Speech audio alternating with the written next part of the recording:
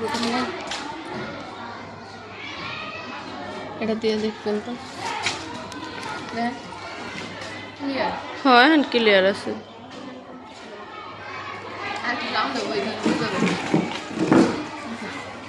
আসসালামু আলাইকুম, আপনারা সবাই কেমন আছেন? আশা করি যে যেখানে আছেন সবাই অনেক ভালো আছেন। তো স্কুল আসছি সকালবেলা, এখন বাজে হলো 9টা, 10টা বাজে তো ক্লাস শেষ। আর আজকে হলো একটা স্পেশাল দিন আমাদের জন্য, কারণ আজকে বলতে কালকে রাত 12টার পর থেকে তো শুরু হয়েছে 15 তারিখ আজকে জুলাই মাসের। আর এই দিনটা হলো আমাদের কাছে অনেক একটা স্পেশাল দিন, কারণ প্রতি বছরের এই দিনটা আসলে ভালো লাগে, আবার খারাপ লাগা কাজ করে। কারণ যদি আপনাদের ভাইয়া বাড়িতে থাকতো তাহলে হয়তো বা আর একটু ভালো লাগতো, কারণ দুজনে একটা কেক কাটা হইতো বা একটু কোথাও ঘুরতে যেতাম, সব মিলে আরও বেশি ভালো লাগতো। তারপরও ভালো লাগার কারণ হচ্ছে প্রতিবারেই রাত 12টার পরে 14 তারিখ শেষ হলে 15 তারিখ যখন রাত 12টার পরে একটা করে মেসেজ দেয়, ফোন দেয়।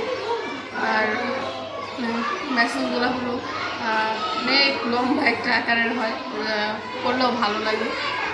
রাত 12টার পরেই স্বাধীনতার মেসেজটা আসে, এদিক দিয়ে আবার বেশি ভালো লাগে, যদিও কাছে নাই তারপরে ওই মেসেজটার কারণে আর বেশি ভালো লাগে। তো এবার হলো আমাদের 8 বছর শেষ হলো, 9 বছর চলতেছে।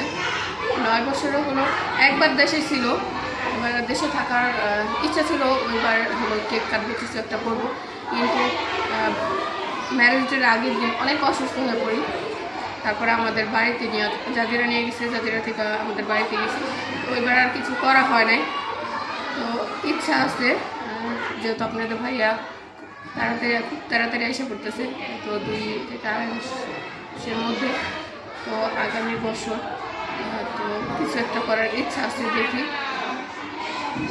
তো একটা হলো কালকে আমার বলতেছে যে কালকে একটা সবসময় তো মেসেজ দেয়, এবার হলো একটা চিঠি, মানে আগের মানুষ যেভাবে বাইরে থাকলে নাকি চিঠি দিত অনেক দূর পর, তারপরে ট্র্যাক নাকি ওরকম সিস্টেম। তো একটা এই চিঠির মতো দিচ্ছে আমারে, তো আপনাদেরকে একটু করে শোনাই।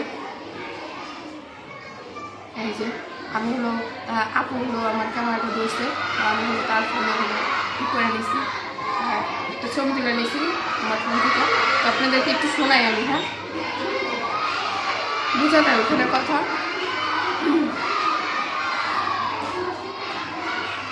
আত্মম শুভ বিবাহ বার্ষিকী, প্রিয়তমা কান্তা, চিঠির প্রথমে আমার ভালোবাসা নিও। আশা করি আদিয়ান সহ বাড়ির সকলকে নিয়ে ভালো আছো। আলহামদুলিল্লাহ আমিও ভালো আছি। তোমাকে ছাড়া কষ্টহীন জীবন নিয়ে প্রবাসের মাটিতে। পর সমাচার দেখতে কেটে গেল 8টি বছর, বুঝতেই পারলাম না। 15/7/2016 সালের এই দিনটিতে তোমাকে নিয়ে শুরু করেছিলাম পথ চলা। আপু আর একটু কাছে আনেন ওটা। তোমাকে কাছে পেয়ে মনের গহীনে এঁকেছি শত রঙিন ছবি, তারই প্রতিচ্ছবি আমাদের আদিয়ান। একে অপরের প্রতি হয়েছে আস্থা এবং ভরসার জায়গা। আমাদের এই বন্ধন যেন অটুট থাকে মৃত্যুর আগ পর্যন্ত। পথে চলার ক্ষেত্রে দেখেছি অনেক নগজল এবং খুনসুটি, সম্মুখীন হয়েছি মান অভিমানের এবং সুখ দুঃখের। আমার মনে হয় মান অভিমানের পরস্পর ভালোবাসাকে করেছে দ্বিগুণ শক্তিশালী, একে অপরকে করেছে পরিপূর্ণ। আল্লাহর কাছে এই প্রার্থনা করি আগামী দিনগুলো যেন হয় উজ্জ্বল এবং সুমধুর। সুখ দুঃখে একে অপরকে হাতটি যেন শক্ত করে ধরে রাখতে পারি সারা জীবন। তোমাকে জানাই 8তম শুভ বিবাহ বার্ষিকী অন্তরস্থল থেকে গভীর ভালোবাসা এবং শুভেচ্ছা। ইতি তোমার প্রাণের স্বামী দেলোয়ার। তো মেসেজটা কিন্তু আমার খুব ভালো লাগছে। তো মেসেজটা কেমন হয়েছে, এই চিঠিটা অবশ্যই কমেন্টে জানাবেন। আর একটা কথা কি, একটা সংসারে থাকতে গেলে কম বেশি মান অভিমান হয় প্রতিটা সংসারে। এমন কোনো সংসার নেই যে যেখানে মানব কোন সামনে কোন দিক যাবি হ্যাঁ ওদিক যাই আমরা এদিক যাম এটা কেডা ওই দিক যাম না তোমরা পাটের সিজনে পাট খালি আর পাট ছুটি শেষ আজকে আর দাঁড়ায় থাকতে হয় না আর যদি না আসে তাহলে এইখানে দাঁড়ায় থাকতে হয় 10 থেকে 15 মিনিট তো দাঁড়াইতে আরো বেশিও দাঁড়াইতে হয় রোদ্রে গরম লাগে তাও দাঁড়াই থাকতে হয় গাড়ি পাওয়া যায় না আদি কি খাও তার প্রতিদিনের খাবার ছুটির শেষে পুরি কিনাই দিতে হবো একদিন শুধু কিনা দিন একটু রাগ হয়েছিলাম গ্যাসে অনেক সমস্যা হচ্ছে এর জন্য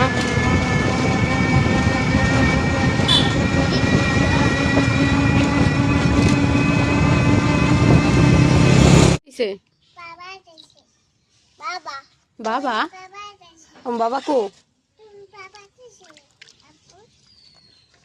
तुम बाबा को मुस्कान तुम बाबा को बाबा को माছ তুমি খাবা কি খাবা মাছ খাবা না মাংস খাবা ওটা তো ফালাও না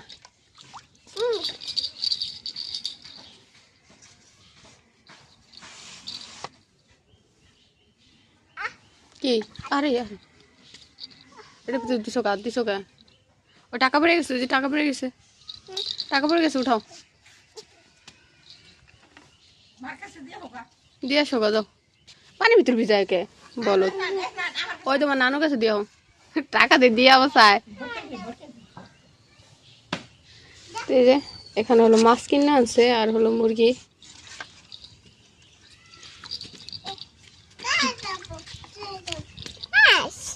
তুমি কাটবা কাটতে পারো সারো আমি কাটি আমি কাটবো তুমি কাটবা আল্লাহ রে মা কেটে দেবো গা হাত কেটে দেবো না এরকম একটা জায়গায় ঝালমুড়ি অনেক ভালো লাগলো বলো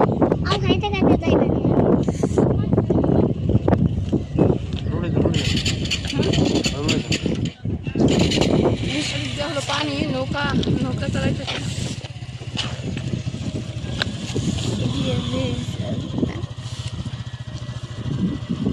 তার দোকান বসে ওই পাশে